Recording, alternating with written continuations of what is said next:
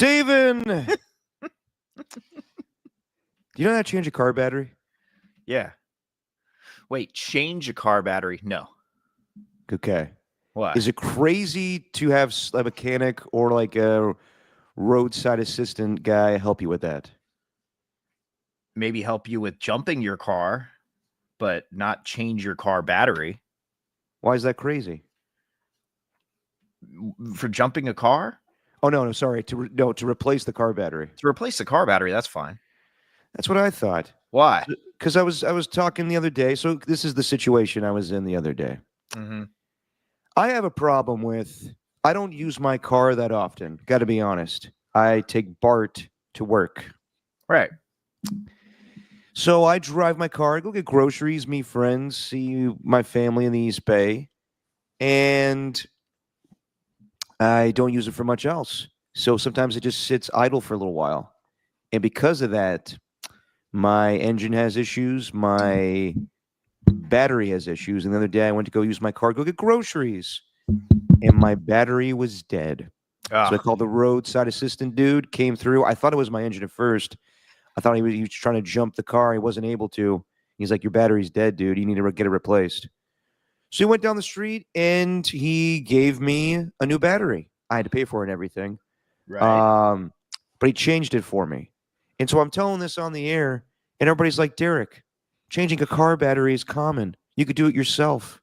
And like the way that everything that had to go into this guy popping the hood and doing what he needed to do, I would not have been able to do that myself.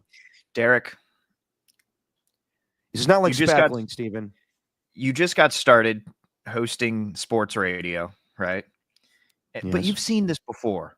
Haven't you seen this? If you bring up that you had anyone else do something that is considered masculine, then you are going to get made fun of if you don't do it. Yeah, and you're apparently changing a car battery is one of them. I wouldn't know how to change out a car battery. I'd know how to jump one.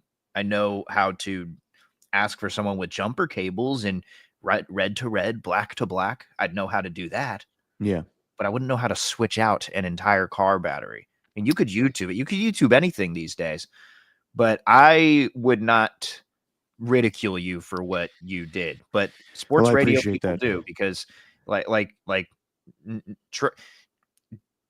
you know what? Next time you go on the air, talk to them about how you make steak. Oh, the way I broil my steak? Yes, do that.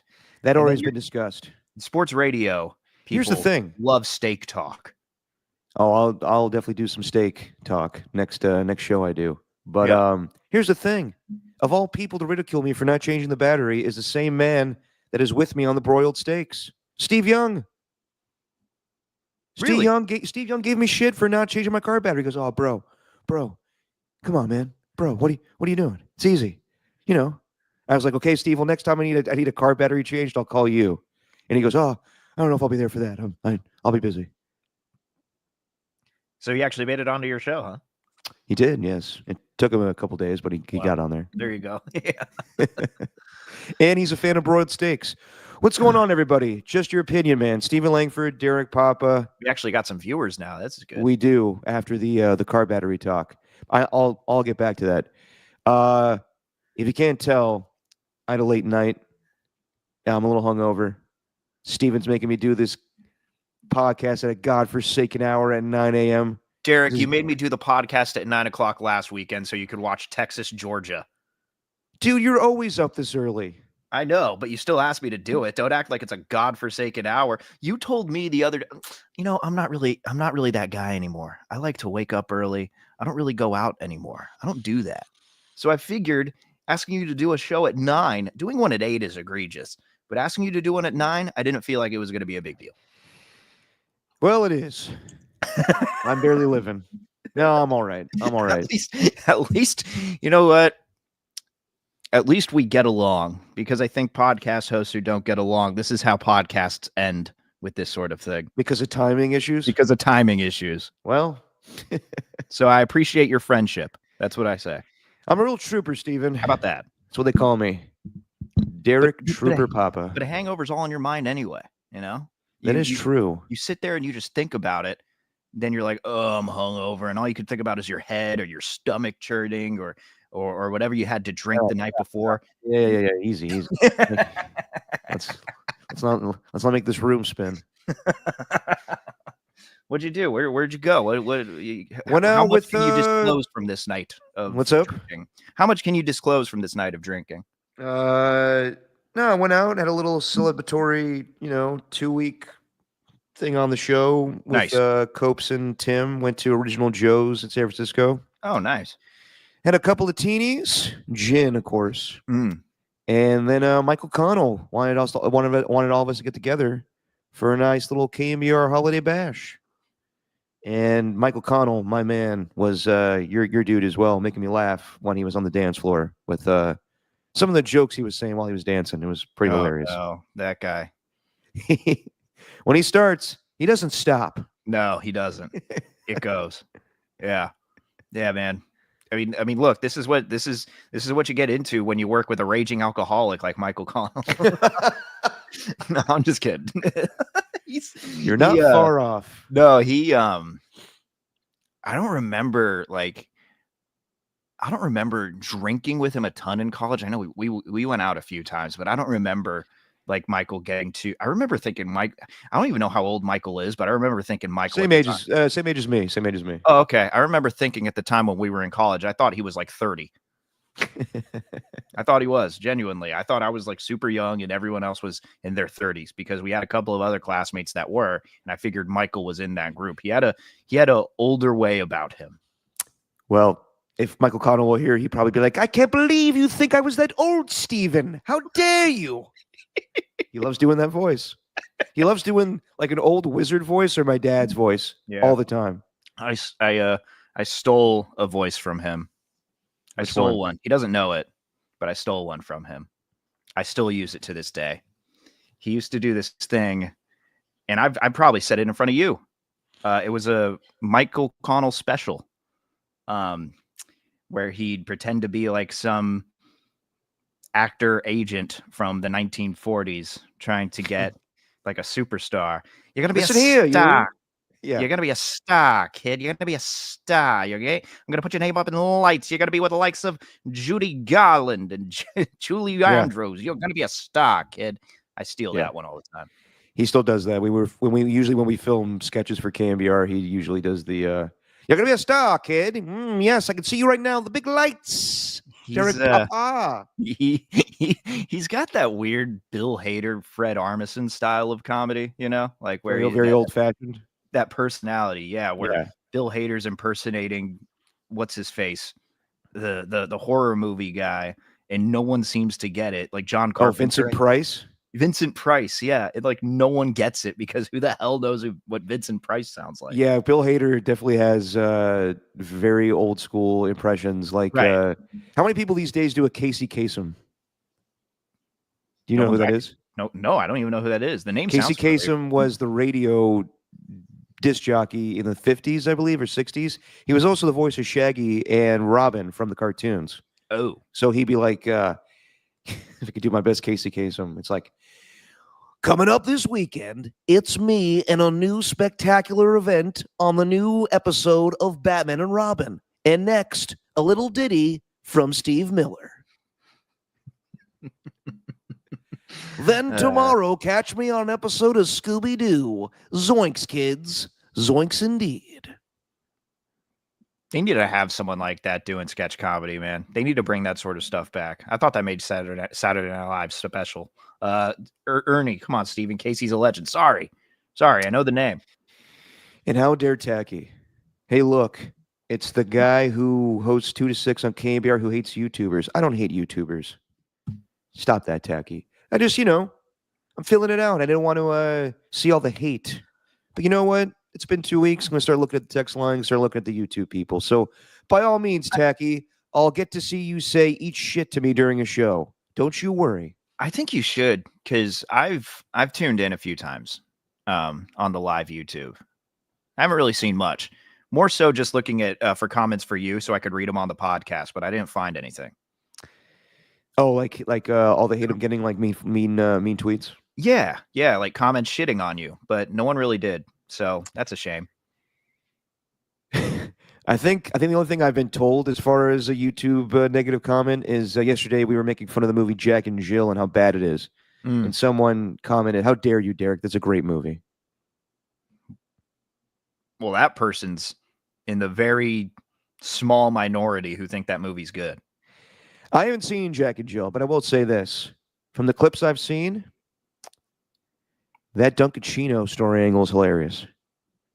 I haven't seen the movie. I know, but there's a whole thing with Al Pacino, and he changes his name to Dunkachino.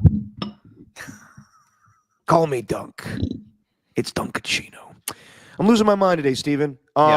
Speaking of hot ones, I have to do the hot ones challenge, but I'm not.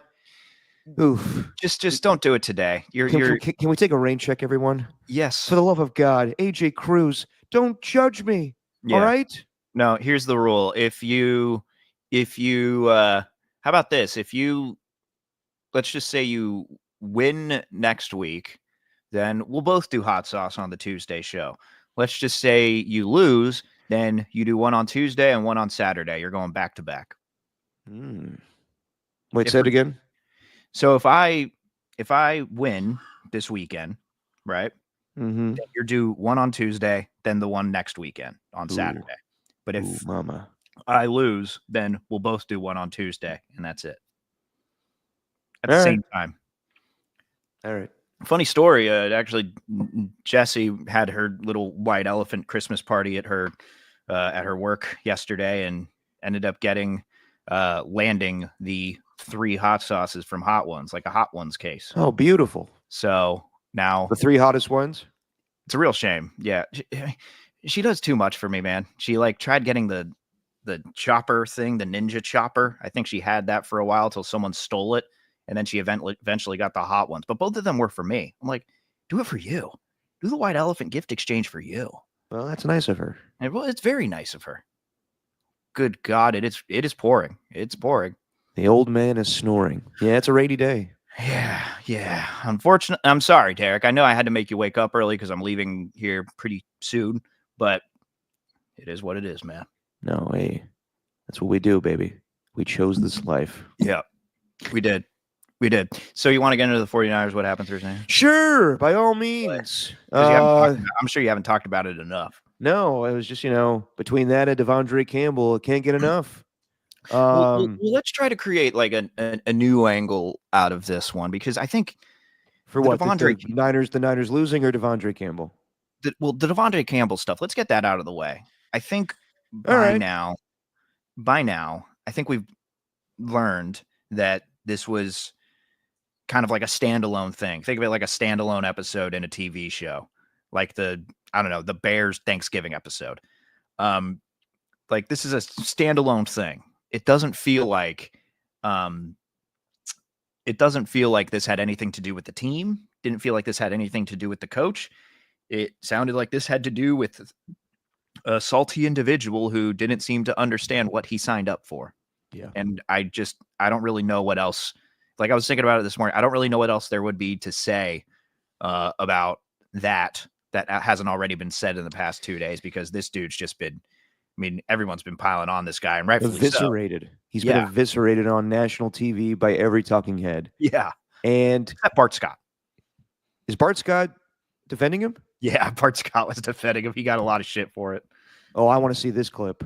The only people I've seen defend him are I guess, you're saying Bart Scott, so I haven't seen that personally. Josina Anderson, too. Yeah.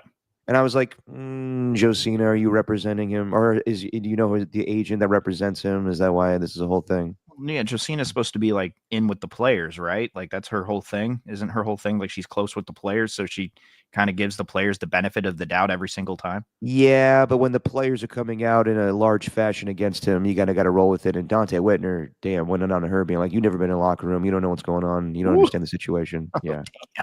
Yeah. I can't find the clip, but it seemed pretty. It seemed pretty simple, man. Like I think Shanahan put it perfectly. No, there was no emergency. It's not like he was injured. He just told me he didn't want to play, and so we asked him to leave. By the way, I think did you happen to listen to Shanahan's teleconference the next day? Yes. I mean this with all due respect. Who sounds worse right now, me or Kyle Shanahan? Kyle Shanahan sounded pretty bad. No wonder the 49ers, very sneaky. They moved it up. It was from 12:30 to 12. Yeah. And then They 10 minutes. Then at 10:50, they said, "Hey, this thing's at 11." Yeah, they kept moving it up.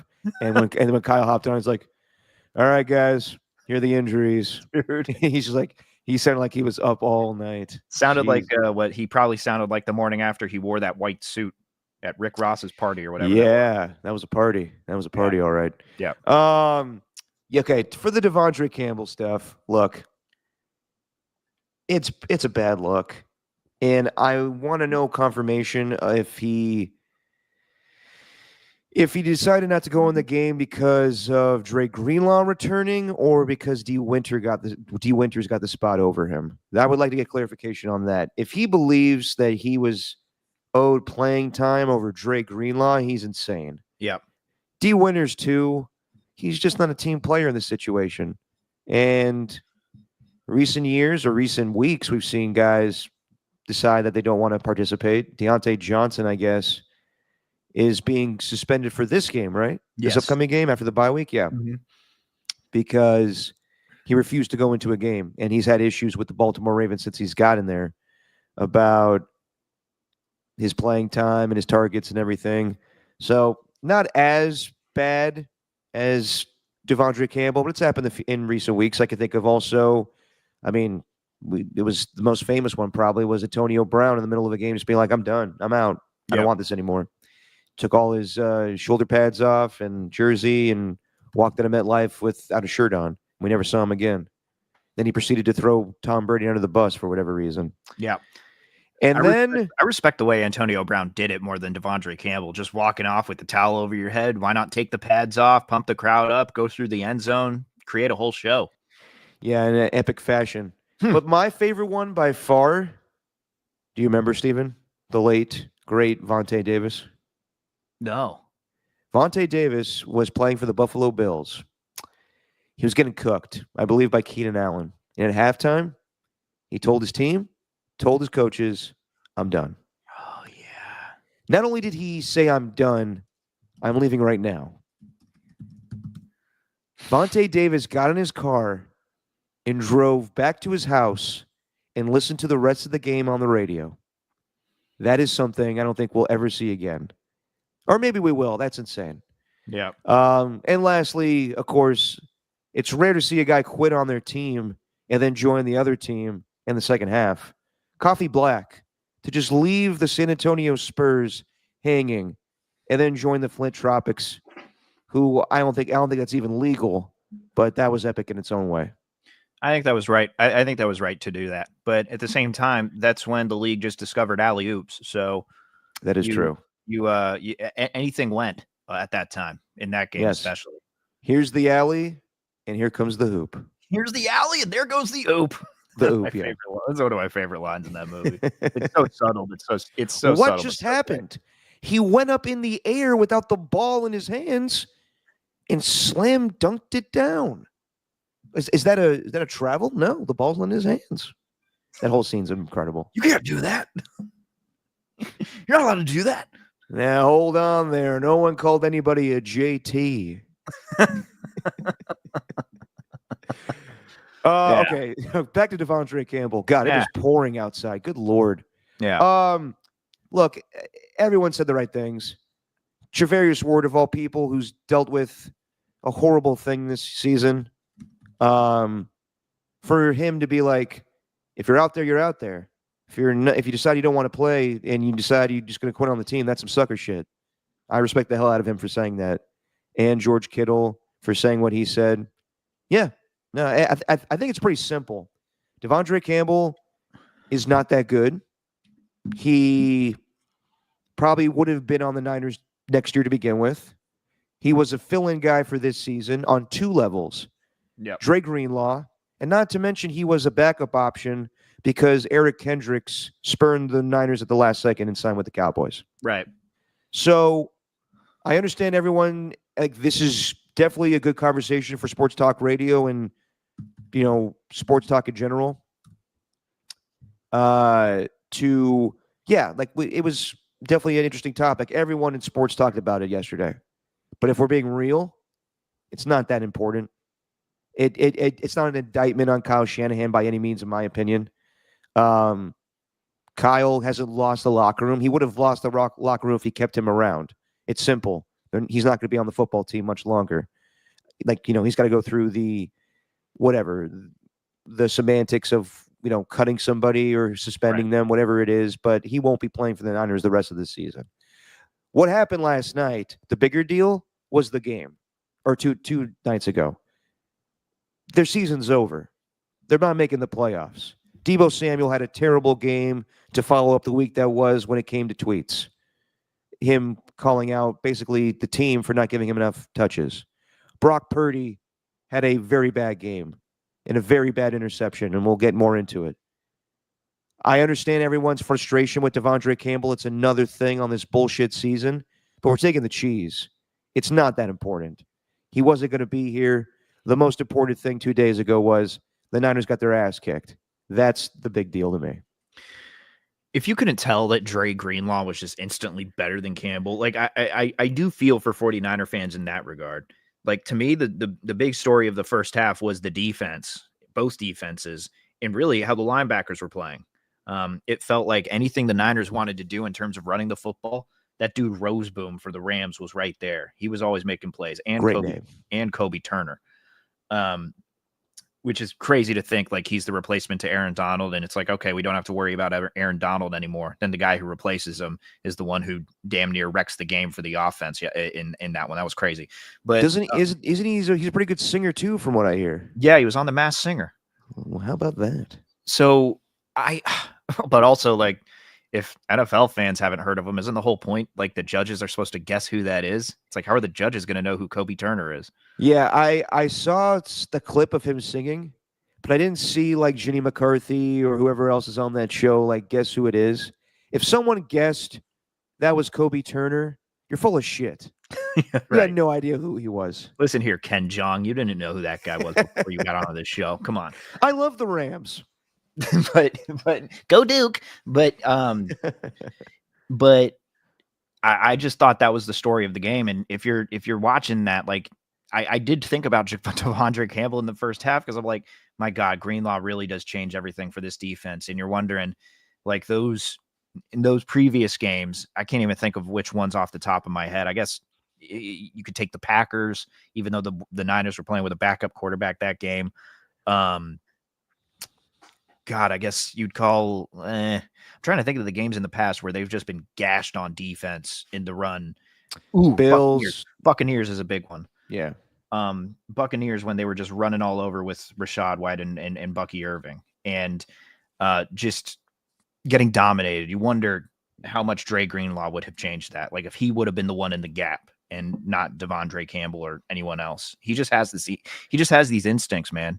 He's just he's a missile, a heat-seeking missile, and he was awesome in his return. Yeah, he was. So I just really, like, my only thought of Devondre Campbell in that one was like, my God, if there's any injury that the 49er fans were kind of lamenting the most, it's probably that one. Yeah, and Trent Williams too, because the left tackle was getting worked in that game. But yeah, Yeah, Jalen Moore struggled a little bit on Thursday night. Yeah, overall from the game, yeah, Deebo Samuel cannot follow up that week. And really, bro, that was fascinating, to be honest. Like, fascinating in what regard, Deebo? When you can visibly tell that a player is bothered by something that's happening not on the field. Like, you could tell that the outside noise, the week that was, really got to him. Like, from the opening snap when he ran into, or that wasn't the opening snap, but I think it was the first drive, he ran into Garendo when he was motioning across the line of scrimmage. And whether it was his fault or not, it was just another added mistake to what would be maybe his most mistake-filled game. I haven't seen it. And it's crazy to see the fans turn on you in an instant. And I think there is a lesson to be drawn from this season, especially for a lot of the star players, but we can get to that in a bit. Continuing with the game, though, yeah, Deebo was just, you could tell each passing snap that he had where he was getting the ball. I mean, the boos were starting to come out a little bit, but after that drop in the second half, Felt like they were really loud, at least through the TV. Yeah, that was bad because he would have scored on that play, and he knows it, and he said that much even after in post game. Yeah, Debo had a bad game, and he's had a bad string of games here. This is 5 consecutive games where he's had, I believe, less than 22 yards receiving. Yeah. It's 101 yards total in those 5 games. Jeez. Or like 106, I think, or something like that. It's not good. It's not good. And you and I were texting. I was a little behind in the game, and you were telling me about the Brock Purdy interception. I actually was getting my car fixed. That's what was going on during that. I just said Purdy, man. It's like Purdy, man. Yeah, no. It's that interception. I mean, a couple plays Purdy had where he overthrew Debo on an easy pitch and catch. He missed Pearsall on the post route in the end zone. I thought that one was just as egregious as the interception. Like if you lead that ball towards the front right pylon instead of in the middle of the field hanging it behind Pearsall, I think that one's a touchdown too. No, I'm with you on that one. Who's to say that Pearsall comes down with it? But the interception. I mean, at first I was like, he's getting blitzed on that play or pressured, I should say. And either like it's a 9-6 game, you're close to field goal range, and you need a little bit more yardage, and you can't take the sack there. You also can't throw the interception. So at first I was like, that's tough right there. But then I saw the play again. He's got Pearsall on the right sideline, and he's also got Patrick Taylor in the flat. Just do the smart play. And that's the thing. Brock Purdy is not doing the smart play this year. Years past, he was. And he was doing the incredible play for a MVP-like season last year. But this season, it hasn't been the same. There's moments where I've been wowed by him. The Week 3 game against the Rams, I was really impressed with his 3 touchdown passes, all pretty deep, and his mobility this season. But if I'm being completely honest, the market is the market. It is what it is. I don't think that he should get a $60 million contract. He probably will, but his play this season has suggested that why does he need a contract that big? And you think it's already at that point. I mean, either way, you're going to sign him. There's no two ways about it. They're going to sign him. You don't think like these next 3 games, say he plays similar to the way he played on Thursday night, then the 49ers might be hesitant saying, ugh. Something he would have to have 3 consecutive games of like performances against the Baltimore Ravens or the Kansas City Chiefs where he threw 4 or 3 interceptions. Right. But I don't think there's anything that would make them like, whoa, we can't do this. I mean, that'd be going back on what they told everybody, the media, like Jed York. This is why he shouldn't have said that at the Super Bowl last year, where he said, we're going to make Purdy one of the highest paid quarterbacks in football, basically. He didn't say that in verbatim, but he said the market is the market, and we have to allocate money for Purdy in the future. So, yeah, I don't know. But like as far as the game, the Rams, they didn't do anything special either offensively. Cooper Kupp didn't catch a pass. Neither did Demarcus Robinson. They ran the ball well. But, a few plays here or there. The Puka Nacua deep pass and catch. Talanoa Hufanga, I thought, had a rough game. You could see he was at a place on the 3rd and 4 play where Colby Parkinson picks up the first down. Yeah, I mean, it was good to see Dre Greenlaw back, and the defense played well. But the season goes away with a whimper. A bad loss. First time the Niners get swept by the Rams since 2018. Well, here's the thing about the Rams, though. Here's the thing. They moved on. They moved on from Cooper Kupp. Like, they made Puka Nacua the guy. Like, they knew that Kupp was declining. He had an amazing season in 2021, so they went with Nacua instead. When they realized, like, okay, he's hurt a little bit, he's slowed, he's a step or 2 slower than he used to be, still very valuable to our team, but he's going to be more of a secondary option. The 49ers haven't come to terms with that yet. Even last year, like, they started showing that Nacua was going to be the guy. This year, they haven't shown anything with Pearsall that he's going to be like the number 1 option. Great first-round pick, probably good to have in your wide receiver room, but they haven't, like, fed him the ball. And they didn't again in this last one all that much. It was just force-feeding Jawan Jennings or force-feeding Debo. Even Isaac Guerrero. They're trying to make Isaac Guerrero happen. I just think that you're seeing 2 – and even like Isaac Grando's a bad example.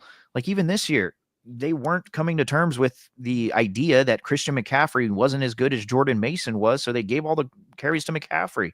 I think what you saw were two different teams that was willing to move on.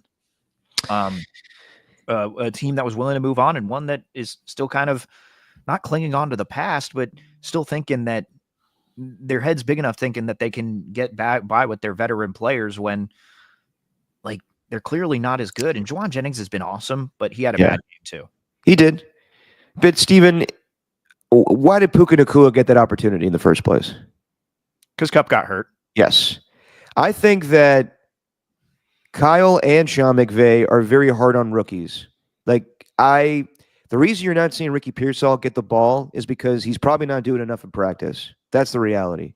Kyle is we saw with Brandon Ayuk in the doghouse. He is very hard on wide receivers. Very hard on wide receivers. Yeah. And most of them cannot play in his scheme the first year. That's why we never saw Danny Gray. Ronnie Bell's been cut. Jacob Cowing is a good punt returner from time to time. Maybe. He muffs the punt every now and then. But, yeah, no, Kyle is very hard on his wide receivers his first year. So I still have hope for Ricky Pearsall. I'm not going to say he's a bust after one season, and especially a season where it started with him getting shot. So I get that. But, yeah, I mean, people could be skeptical of Purdy. People could be upset with Debo, especially after he calls out Jake Moody and tells him to lock in, and Tabor Pepper and him get into it. Yeah. And now since that game, it's looked really bad. Right. I think the reality is the Niners just had a season from hell, as you've put it, and others. So many things have gone wrong this season. The injuries, the off-the-field stuff, the contracts before the season started, Devondre Campbell quitting on the team. Mm-hmm. It's just a clusterfuck of bullshit that's happened to the Niners this season. And it blew up in their face, and now they're going to have to make a tough decision this offseason of it's time to reward Brock Purdy. It's time to give him that contract. That means that you're going to have to rebuild the team in other ways. You're going to keep the stalwarts of this team. Brock Purdy will be around. McCaffrey will be around. Bosa will be around. Trent Williams, I would assume, would be around, but then you got to start thinking about his replacement. And you got to start thinking about Debo. I know that it probably makes sense to hang on to him because Ayuk will not start the season healthy. But in reality, you probably should trade him. And you probably should go with Juwan Jennings, Ricky Pearsall, George Kittle, and Ayuk when he's healthy. And maybe get a veteran wide receiver to come in there to fill in for Ayuk until he is healthy to go. So, yeah, I think you're going to see massive changes for the 49ers next season. They didn't stand idly by after the 2020 season. They had to rebuild, and it's ironic that the season ends to the Rams because the same thing happened to them after the Super Bowl loss, or the Super Bowl win, I should say, the losing season of 5-12. They retooled, they rebuild, they did it around their three stars in Stafford, Kupp, and Donald. I think that's the same thing the Niners are going to do this offseason. And you're also going to have to find a lot of value, not really in the rookie class, but more so in the free agency class. Like, where are you going to find value? They thought they found value in Leonard Floyd and Yetur Gross-Matos, who are good players, but they still haven't found someone who can consistently get to the quarterback on the other side of Nick Bosa. They haven't found a solid replacement for Eric Armstead. Although Javon Hargrave was hurt, Javon Hargrave wasn't playing well before he got hurt. So they need to find value where there's positions of need because they are going to pay Purdy. And there's other ways to get around the salary cap. To be honest, Derek, I don't even know if I want to talk about salary cap stuff anymore because this thing is just, I mean, there's so many loopholes, ways to get around it. I mean, obviously they just restructured Hargrave's contract, so he might even be gone next year. But they're going to have to find a lot of value over these next couple of seasons with their free agents. It feels like they have. Like, the guy who came in to the game on Thursday, he had a terrific year last year, to Sean Gibson, but it was like a 1-year rental, essentially. They're going to have to find a lot of that next year if they're going to want to compete again. And for the Brock Purdy thing, like, it reminds me so much of the Derek Carr, Jimmy Garoppolo, Matt Stafford time when it's like each quarterback was getting new money, and we're kind of been in the middle of that, not back to back to back. But I think they're in that situation where you kind of have to pay him because there's no viable alternative.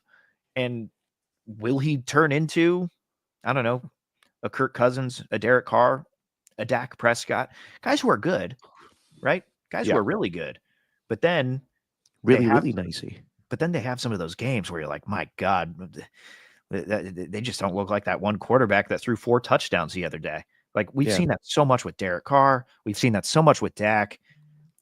People have been down on Kirk his entire career for whatever reason, but now at 35 years old, like he's really starting to wear down, and that contract's just looking terrible, more and more terrible by the game. That contract, Jesus Christ! But will he be that, or will he be in the, I don't know, Patrick Mahomes, Matt Stafford tier, where it's like, oh, this contract helped you win a Super Bowl, because he also needs help from the front office and everything. And I don't know, man. I think I still have yet to see Brock Purdy thrive when it's not easy sledding. And again, I think that game against the Bears showed exactly why there was such a conversation about it, because Kyle Shanahan was getting guys open. The offense was just the big brother to that Chicago Bears defense. Yeah. And they were just outcoached, outplayed. Everyone executed perfectly. Purdy knows how to do that. But when the game's on the line like this, where they're down by 3 and you need to make a play, he hasn't shown that he can do that without all his stars on the field. No, I'm with you, Steven. And I think that they'll try.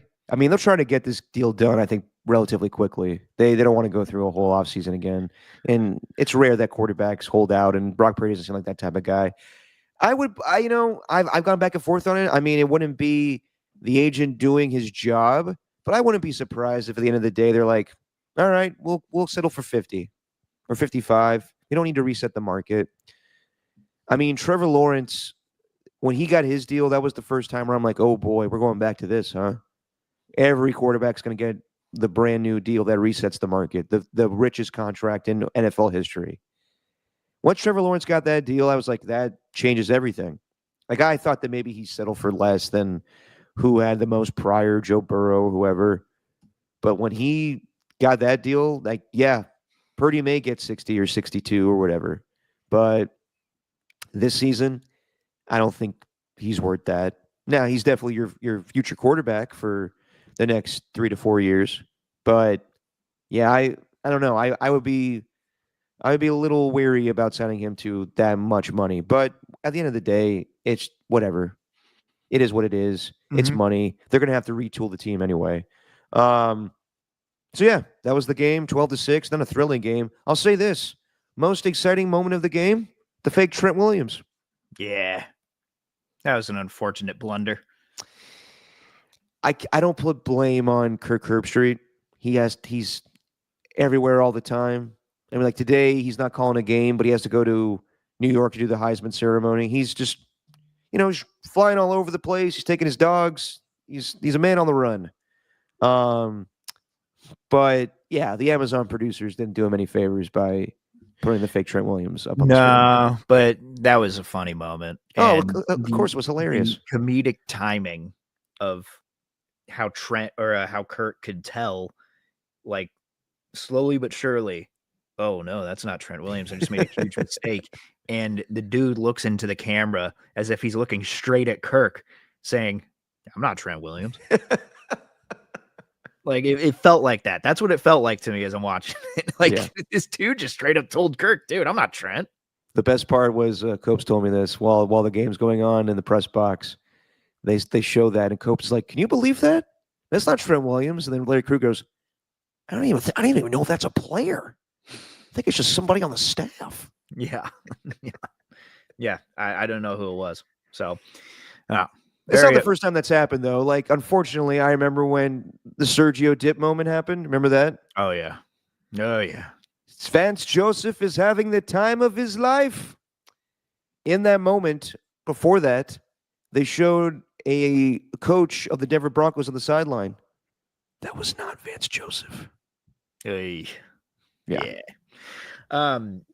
Another thing that was fast. Another reason that Debo thing. Back to Debo, even though we haven't talked about him a ton. Another reason why that's fascinating is I think you're seeing now, these players who have podcasts or are in the public eye all the time because, and by public eye I mean on social media, because they go on these popular weekly shows, their clips get shared, and everyone's seeing them at all times. It's just crazy how quickly people can turn on you if you do a lot of talking.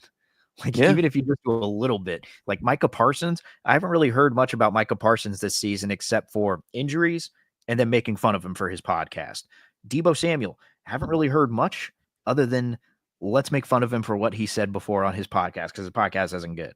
Yeah. Aaron Rodgers, Devontae Adams, they are just lambasted every week because of what they say on the Up and Adams show or on Pat McAfee.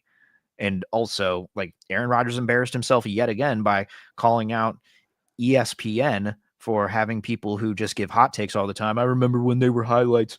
Like, dude, you're on ESPN and you're giving your opinion on everything about the state of the world as if it's fact. And these are not facts that you're giving. They are opinions, much like what people on ESPN are giving.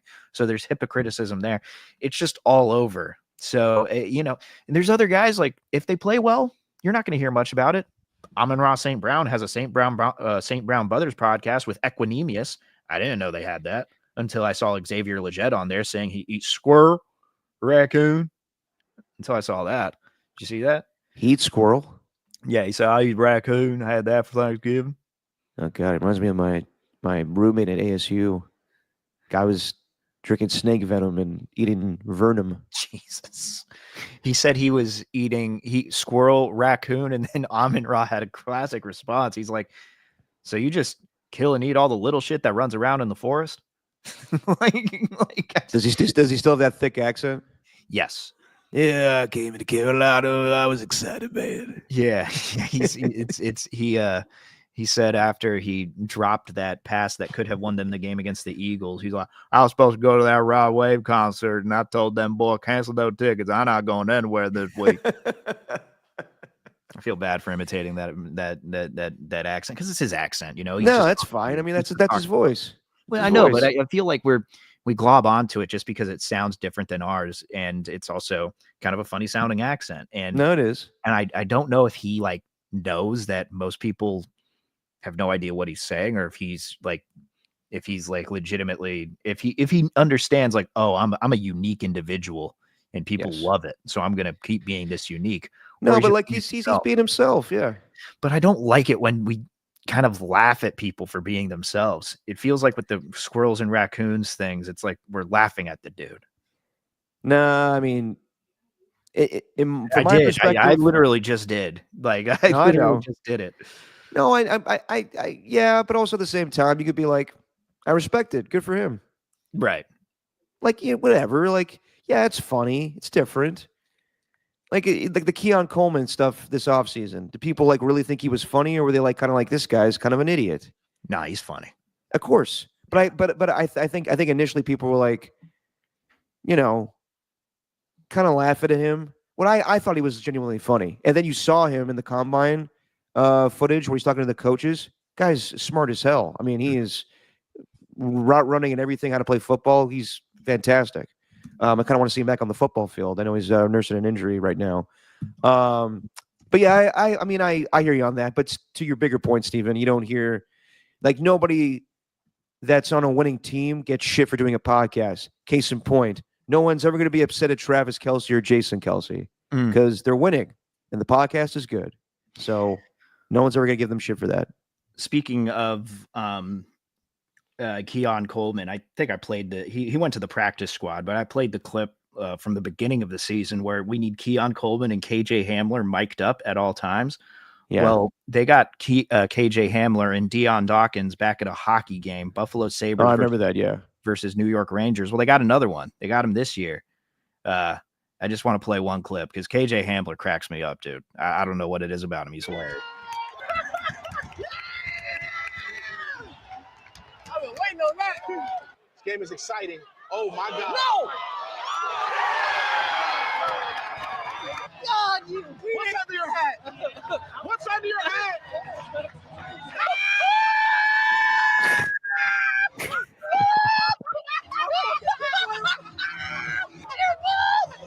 Bold! Yo, you are all right with me, bro. I'm telling you.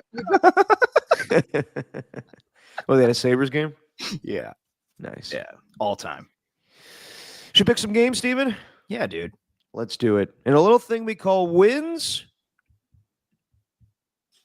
or wings. Ooh. Royalty free. Shubba dubba. All right, let's start. I haven't even written anything down. This is gonna take some time. Nah, it's fine. I got picks up here. You want me to do it? You got picks? Well, I mean, I got the picks against the spread. Oh no, I got them. It's all good. All right, you're up 2-1 on me because you took the Rams. I took the Niners. Let's start in New York, where the Baltimore Ravens come to MetLife, and boy, it's a hell of a spread. 16.5, and the over/under is 42.5. Steven, what you got? Laying the points with the Ravens, and give me the what's the over/under? 42.5. 42.5. Give me the under. All right. It's gonna Steven be like is a 28-7 game. This is gonna be ugly. Steven is he's laying the points, and you're taking the under. I'm gonna do the same thing. It's still Tommy. It's not Tommy DeVito. It's who's my guy? Drew Lock. Isn't Tommy DeVito back? Is he? Yeah, I think I can't say I kept up with the Giants this year. Adam Schefter tweeted it out, and the only reason I saw that is because someone put the meme of his agent. I want the word out there that we back up. Well, either way, yeah, it doesn't really much matter. Yeah, give me the Ravens, lay the points. I'm going under. All right, next up in Week 15 in the NFL. God, some stinkers, but they get better over time. Bear with us here, people. Jets at the Jaguars. The Jets are 3-point favorites, and the over/under is 40.5. Lay the points with the Jets. Just give me the over, I guess. Yeah, I'm going to do the same thing. Copying you right now, but yeah, the Jets, they score points lately, but their defense is not stopping anybody. Yeah, give me the over as well. Actually, the Jaguars only scored 10 points last week. I'm going under, just to be different. I'll go under. All right, under on the 40. Yeah, it's still Mac Jones playing. Yeah, let's see if we get a little something from the Jets D there. All right, next up. Hello. The Cowboys at the Panthers, and the Carolina Panthers are favorites for the first time in a long time. 3-point favorites, over under 43.5. I believe in Bryce Young. Lay the points with the Panthers, and give me the under. Ooh, mamma mia. All right. Sorry, I got to write this down. I like hungover Derek doing picks. This is much better. Your reactions are much better than what you normally do. Okay, Steven. But now you're like, ooh. That's what I do. Yeah, you just kind of like go, all right, I'm taking whatever. But now you're giving me like these one-word reactions with this Burt Bacharach sexy voice. Ooh. Burt Bacharach didn't have like a deep voice, did he? Ooh. Oh. It was more like Barry White or something like that. It was the first name I could think of. Yeah, Burt Bacharach. Ladies and gentlemen, Mr. Burt Bacharach. All right, so you said under? Yeah. All right. Well, Steven, I hate to disagree with you, but I will. I'm going with the Cowboys. I think they're going to win this game, and I'll go over. Yeah. Not buying Bryce Young just yet. Improving, but yeah, I like the Cowboys in this game. All right, next up, we got the Cincinnati Bengals taking on the Tennessee Titans, and they're facing their former coach, Brian Callahan, who was the OC for the Bengals in the past. He takes them on, as the Bengals are 5-point favorites, over under 46.5. Joe Burrow's going to take out this home burglary stuff on the Tennessee Titans. Feel bad for them, so lay the points with the Bengals. Give me the over. I feel bad for Joe Burrow, dealing with some Home Alone shit. Yeah. All right, yeah, so sorry, you're taking the Bengals, and you're laying the points, and you're going over? Mm-hmm. I'm going to go, with the offenses I'm going to do the same thing. Points might be scored in this one, it looks like. All right.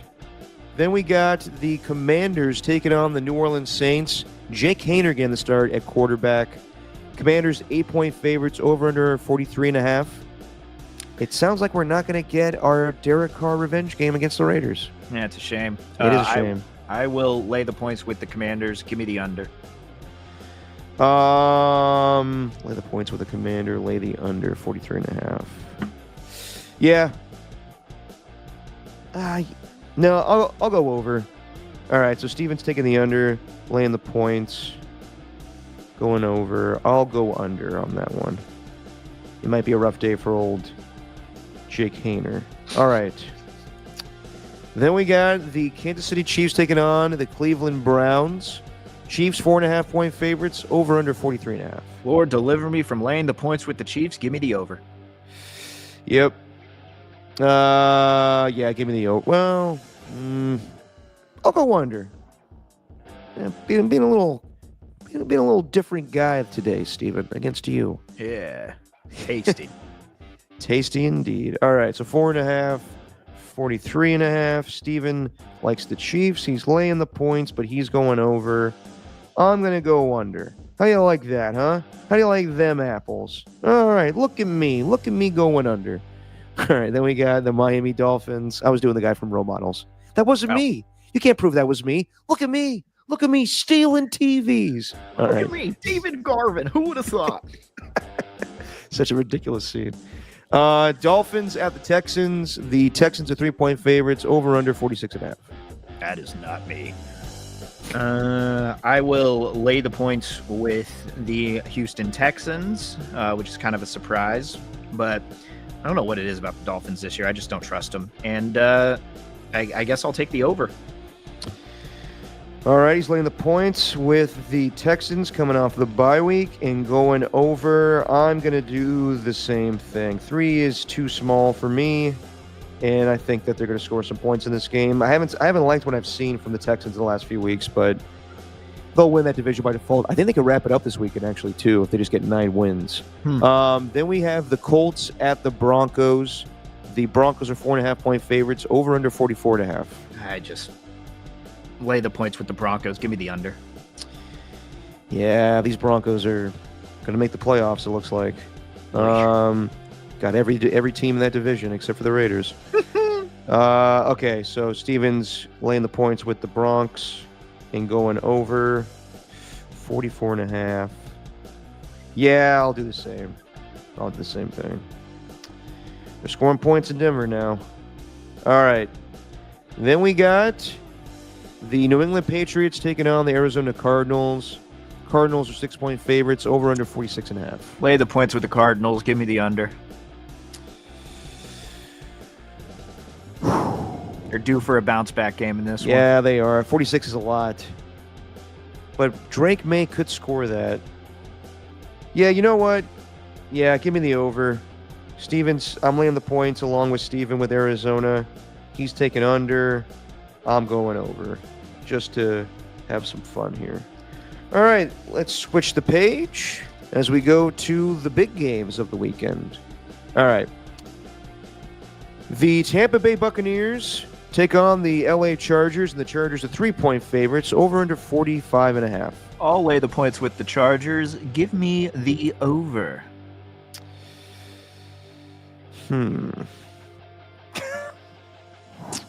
I'm going to go... So Steven's laying the points with the Chargers, going over. Yeah, I can't differ on that one. Yeah. 40, was it 45 in it? Yeah, 45.5. Yeah, give me the Chargers. I'll lay the points as well. Let's go over. All right. Then we got the Pittsburgh Steelers without George Pickens taking on the Philadelphia Eagles. Eagles trying to figure out what the hell's going on with Jalen Hurts and A.J. Brown right now. It sounds all good.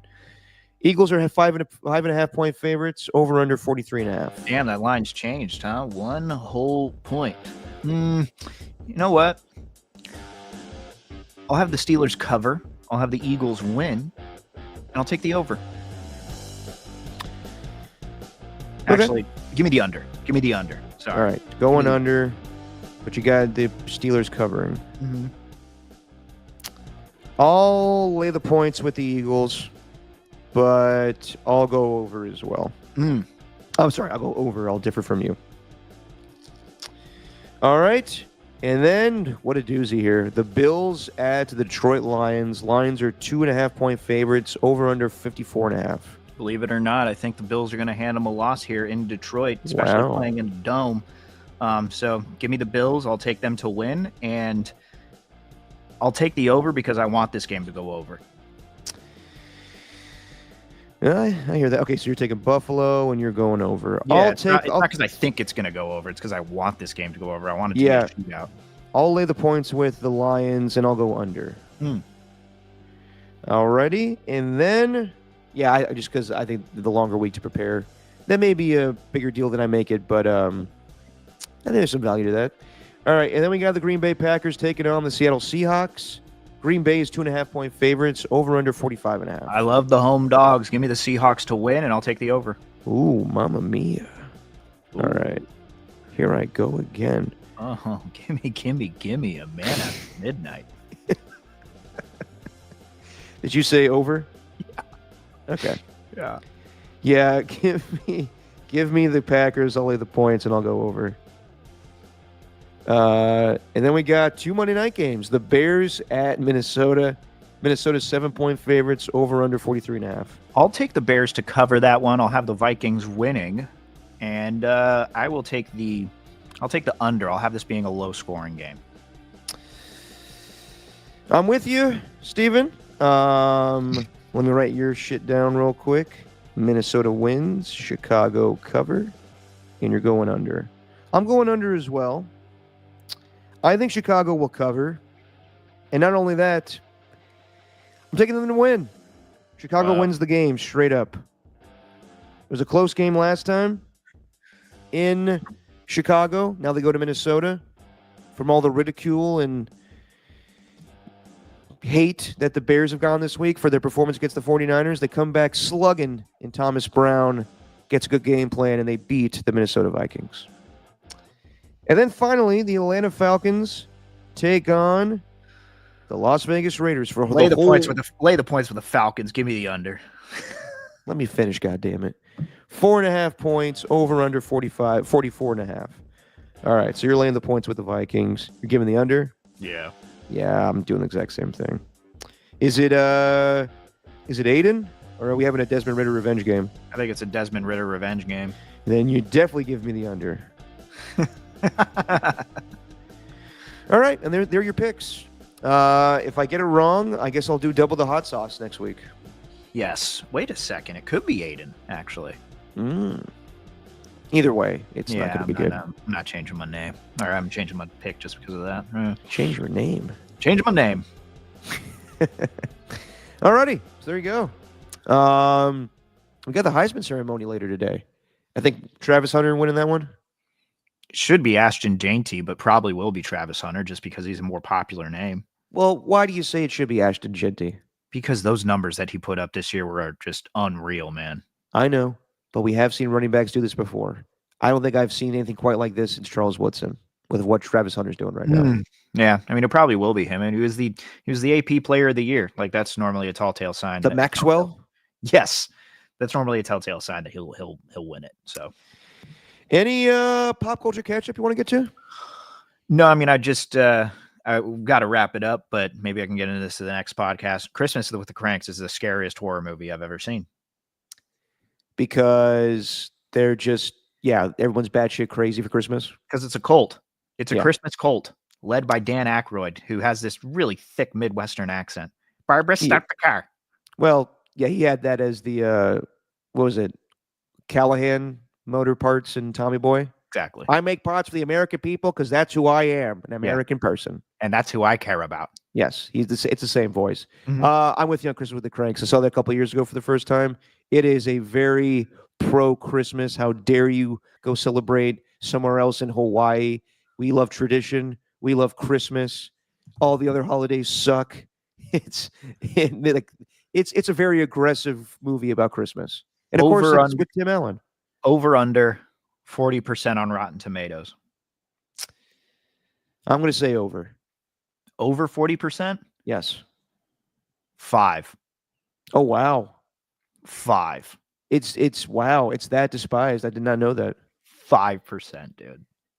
God, I didn't think it was that bad. Yeah. You know how many times I've seen it more times than it's the percentage points on Rotten Tomatoes. You've seen it more than 5 times? I used to watch it all the time when I was younger. What?